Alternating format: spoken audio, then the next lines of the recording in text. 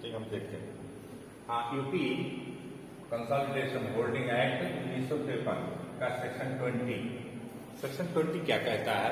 20 मतलब है प्रारंभिक चकबंदी योजना का प्रकाशित किया जाना और उसके संबंध में आपत्तियां प्राप्त करना। ठीक है ना? जो प्रारंभिक चकबंदी की योजना बनती है, ठीक है ना, तैयार हो जाने पर तो कौन करेगा? सहायक चकबंदी अधिकारी, जो संबद्ध खातेदार हैं, जिनका सत्व रखने वाले व्यक्तियों को नोटिस भेजेगा और कहेगा कि इस संदर्भ में अगर आपको कोई आपत्ति है तो आप जो है अटक के संदर्भ में कोई भी आपत्ति आपको हो तो आप दीजिए। ठीक है ना? और इस तरह से उन आपत्तियों को लेकर के उनका निस्तारण करेगा। ठीक है ना? जो आपत्तियां आई हैं उनका निस्तारण करेगा। जिसमें आपत्तियां नहीं आई हैं उस संदर्भ में पहला काम क्या करेगा? चेक का आवंटन करेगा। चेक आवंटन करेगा। पहला काम करेगा चेक आवंटन, जिसमें कोई भी डिस्प्यूट नहीं है। ठीक है ना? वो चेक का आवंटन करेगा। ठीक है? दूसरा उसमें क्या करेगा? उड़ान चेक का आवंटन करेगा।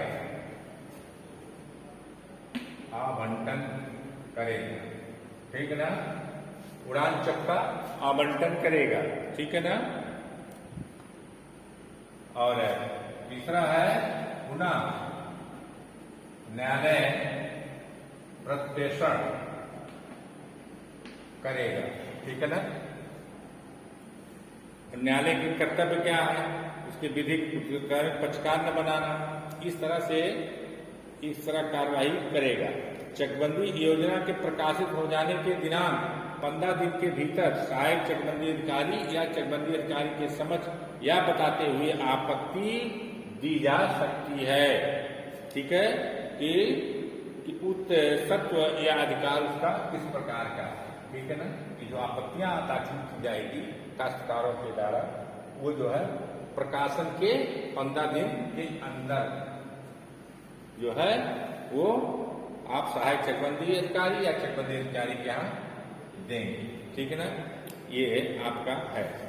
कोई भी प्रभावित व्यक्ति जो आपत्ति से जिनको करना है, जो चकबंदी कार्य योजना जो बनी है, ठीक है ना, जिसका प्रकाशन हुआ है, उससे अगर कोई व्यक्ति पक्षकार है तो प्रकाशन के 15 दिन के अंदर ही आपत्ति प्रस्तुत करेगा। कहाँ करेगा?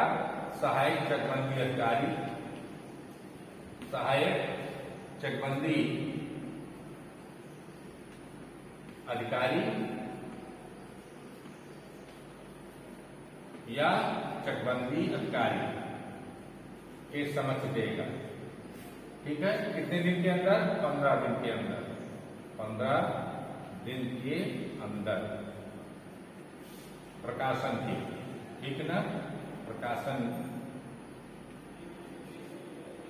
से 15 दिन के अंदर जो भी व्यक्ति पक्षकार है, जो प्रभावित पक्षकार है, वो सहायक चकबंदी अधिकारी या चकबंदी अधिकारी के दिन प्रकाशन से 15 दिन के अंदर आपत्ति प्रस्तुत कर देगा। ठीक है ना? क्योंकि सूचना ऑलरेडी काश्तकारों को भेजी जा चुकी है प्रकाशन करते हुए, और सूचना सबको दी जा चुकी है। उस सूचना को पाने के बाद 15 दिन के अंदर आप जो है आपत्ति प्रस्तुत कर दीजिए। ठीक है ना? अगर भूमि के आवंटन के संदर्भ में आपको कोई आपत्ति है या जो भी और आपत्तियां हैं, उसको जो है आप दिया जाएगा। ठीक है ना? और उसके बाद सेक्शन आपका आता है 21 ये कहता है कि प्रारंभिक चकबंदी योजना पर जो आपत्तियां आई हैं, आपत्तियां की गई हैं, उसका निस्तारण। ठीक है ना?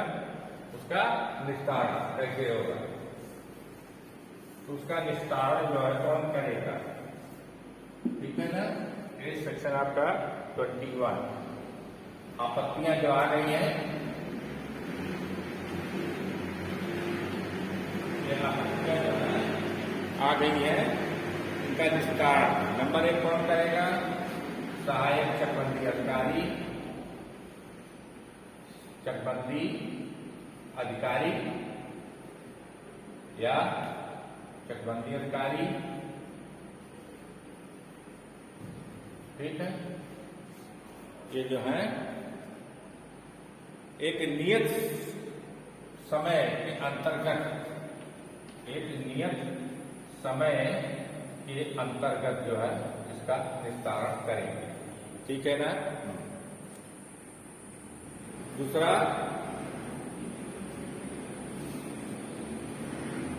चकबंदी अधिकारी के आदेश या निर्णय से जो क्षुब्ध व्यक्ति होगा वो जो है 15 दिन के अंदर, 15 दिन के अंदर बंदोबस्त अधिकारी के यहाँ जो है आपत्ति लगाएगा, ठीक है ना।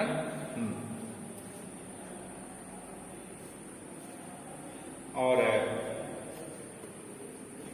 इसका निर्णय जो है अंतिम होगा। बंदोबस्त अधिकारी के द्वारा जो निर्णय किया जाएगा वो जो है अंतिम होगा। ये आपत्तियों को निस्तारण करने में संबद्ध पक्षों को चकबंदी समिति को नोटिस देने के पश्चात विवादग्रस्त घाटों का स्थानीय निरीक्षण करेगा। कौन करेगा? चकबंदी अधिकारी। चकबंदी अधिकारी जो है विवादग्रस्त घाटों का निरीक्षण करेगा और जो चकबंदी समिति बनी है उसको नोटिस देंगे। मतलब ये है चकबंदी अधिकारी और चकबंदी समिति दोनों लोग जो है विवादग्रस्त घाटों पर जो है चकों पर वो स्थानीय निरीक्षण करेंगे, ठीक है ना। और किसी आपत्ति का निस्तारण जो है वो आपराधिक सुनवाई के दौरान चकबंदी अधिकारी या बंदोबस्त अधिकारी की राय हो कि चकबंदी अधिकारी द्वारा तैयार की गई, बाद में चकबंदी अधिकारी योजना खातेदारों के साथ अन्याय होने की संभावना है तो प्रारंभिक चकबंदी योजना का पुनरीक्षण किए बिना नई प्रारंभिक चकबंदी योजना तैयार किए बिना कटकों खातेदारों को भूमि ठीक उचित प्रदर्शन संभव नहीं है, इन कारणों को लिस्ट करेगा और उसके बाद पुनः कार्य योजना तैयार करने को निर्देशित करेगा, ठीक है ना। ये आपका है सेक्शन 21।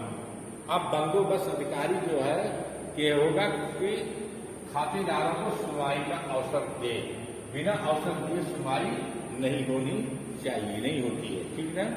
उसके बाद जो है वो वापस कर देगा निर्णय करके, ये आपका है। अब सेक्शन आपका आता है 22। सेक्शन 22 क्या कहता है? सेक्शन 22 सेक्शन 22 जो है वो 22 जो है वो हटा दिया गया, निश्चित कर दिया गया, ये समाप्त। अब आपके आएगा सेक्शन 23, ठीक है ना। 23 जो है प्रारंभिक चकबंदी योजना की पुष्टि और प्रदर्शन आज्ञाओं का जारी किया जाना। बंदोबस्त अधिकारी प्रारंभिक चकबंदी की योजना को पुष्ट करेगा, ठीक है ना। इस सेक्शन के तहत जो है वो बंदोबस्त अधिकारी जो है, बंदोबस्त अधिकारी चकबंदी कार्य योजना की पुष्टि करेगा। चकबंदी कार्य योजना की पुष्टि करेगा, ठीक है ना। ये जो भी इसमें आज्ञाएं हैं, जो इसमें निर्णय हैं, उनको ये पुष्टिकृत करेंगे, ठीक है ना। और ये पुष्टिकृत की जो है इसको कटक में, संबंधित कटक में इसको प्रकाशित किया जाएगा, ठीक है ना। और ये अंतिम होगा, अब इसमें संशोधन नहीं होगा, ये क्या होगा, अंतिम। ठीक, ये आपका हो गया, ठीक है। तो उसके बाद जो है ये लागू, अब सेक्शन आपका 24। सेक्शन 24 क्या कहता है, ये कहता है कि योजना का लागू किया जाना। अब जो नोटबंदी प्रारंभिक योजना है उसको अब लागू किया जाएगा। सेक्शन 24 ये है सेक्शन 24। क्या कहता है, अब चकबंदी कार्य योजना, कार्य योजना का लागू होना, लागू किया जाएगा। जो चकबंदी कार्य योजना बन गई है उसको अब किया जाएगा। कब्जा पेड़ों आज के लिए प्रतिकर,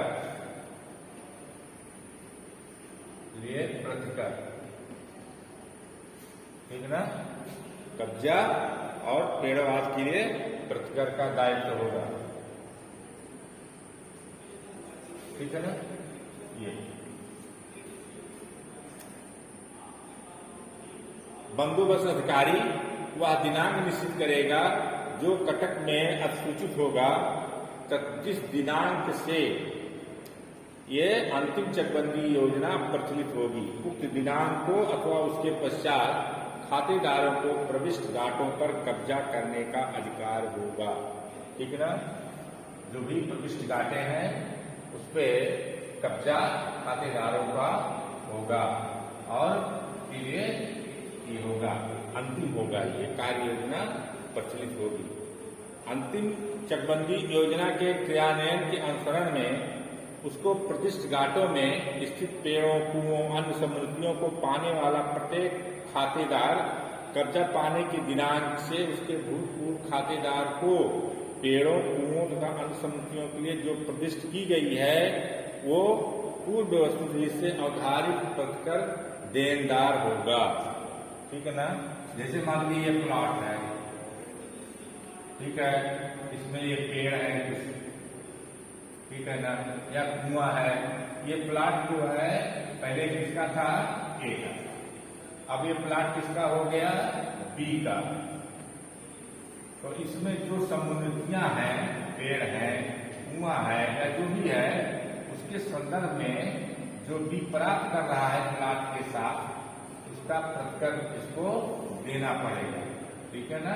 प्रतिकर देने का दायित्व बी का होगा, इसका निर्धारण करके दिया जाएगा, ठीक है ना। पूर्व व्यवस्थित से अवधारित प्रतिकर का देनदार होगा और देगा भी, ठीक ना। ये आपका कब्जा मिलेगा, पेड़ों और कुओं के लिए प्रतिकर का दायित्व होगा, किसका होगा, जो इसको प्राप्त करेगा, ठीक ना। आप सेक्शन नेक्स्ट सेक्शन हम करते हैं जो आपकी चकबंदी का है, वो नेक्स्ट सेक्शन है नए माल अभिलेख। सेक्शन 27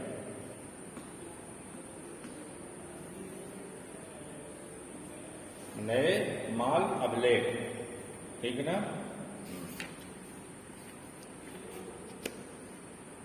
25-26 समाप्त कर दिया गया, नहीं 27 नए माल अभिलेख,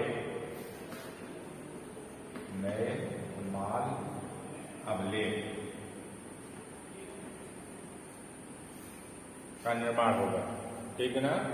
अंतिम चकबंदी योजना के प्रचलित होने के पश्चात यथासंभव शीघ्र जिला उप संचालक चकबंदी धारा 7 के अधीन यथा संशोधित नक्शों, खसरा, चकबंदी तथा धारा 10 के अधीन तैयार किए गए वार्षिक रजिस्टर के इंदराजों इस अधिनियम में उपबंधों के अनुसार अंतिम रूप से दी गई तथा जारी की गई प्रदर्शन आज्ञाओं के आधार पर प्रत्येक गांव के लिए चकबंदी क्षेत्र का नया नक्शा, खसरा, अधिकार अभिलेख तैयार कराएगा। ठीक है ना, ये नए अभिलेख तैयार कराएगा। ठीक है, क्या होगा? नया नक्शा होगा, खसरा होगा, अधिकार पत्र होगा, ये सब नए सिरे से तैयार कराएगा। उक्त नक्शों में अभिलेखों को तैयार करने में भू राजस्व अधिनियम के उपबंधों को पालन किया जाएगा। ठीक है ना। अब तैयार किए गए अधिकार अभिलेखों को सभी प्रविष्टियां ठीक मानी जाएंगी जब तक उसके विरुद्ध प्रमाणित न कर दिया जाए। ठीक ना। अब धारा 52 के अधीन अधिसूचना जारी होने के पश्चात कलेक्ट्रेट द्वारा पहले से रखा जाने वाला नक्शा, खसरा तथा अधिकार अभिलेख के स्थान पर उपधारा 1 के प्रावधानों के अनुसार तैयार किया गया नक्शा, खसरा, अधिकार अभिलेख रहेगा। मतलब जो पिछला आपका नक्शा है, अधिकार अभिलेख है, खसरा है, उसको जो है उसके स्थान पर जो नया आपका नक्शा, अधिकार अभिलेख, खसरा, ठीक है ना, वो पुराने जगह पर नया वाला वो जो है वो स्थान ले लेगा। ठीक है ना, ये और उसको रख दिया जाएगा सुरक्षित। ठीक है ना, ये जो है अभिलेख रखा जाएगा। ठीक, अब जो भी है ये नक्शा और अधिकार अभिलेख यही अब मान्य होंगे, इसी के आधार पर ही कोई कार्रवाई होगी। ठीक ना, ये तो ये आपका सेक्शन 27 हो गया कि भैया नक्शा बन गया, आपका अधिकार अभिलेख बन गया, खसरा बन गया, नए ढंग से सब पूरा हो गया, पुराना वाला ओवर हो गया, नया वाला अस्तित्व में आ गया।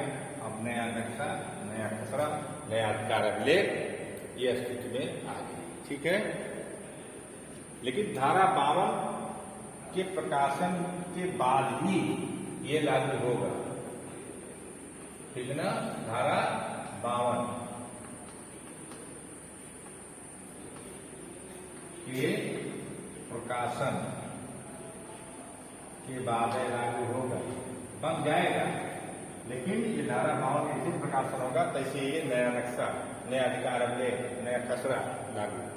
ठीक है ना, ये कलेक्ट्रेट का कर्तव्य है कि उसको अपने संरक्षण में रखे। ठीक है ना। अब सेक्शन 1 क्या कहता है? 28 अब कब्जा। ठीक है ना, कब्जा दिलाना। सहायक चकबंदी अधिकारी ऐसे खातेदार या भूमि प्रबंधक समिति के प्रार्थना पत्र पर अंतिम चकबंदी योजना के अंतर्गत चेक भूमि प्रविष्टियां की गई हैं, वहां चकों पर कब्जा दिलाएगा, प्रदेश भूमि को वास्तविक कब्जा दिलाएगा। ठीक है ना। हाँ, ये चीज जो है ये है। तो अब इसके बाद ये कब्जा, तो ठीक है। अब सेक्शन 28 आपको नेक्स्ट सेशन में हम पढ़ाएंगे।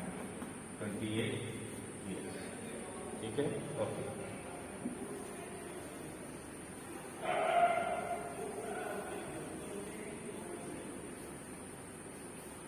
वास्तविक कब्जा 28 में चकबंदी के अंदर दिया जाता है, वास्तविक।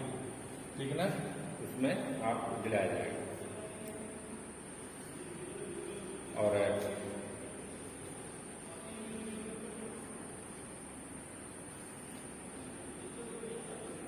ये सब आपके होंगे। नेक्स्ट सेशन में आपको 28 के बारे में डिटेल बताएंगे। ठीक है ना। मंत्री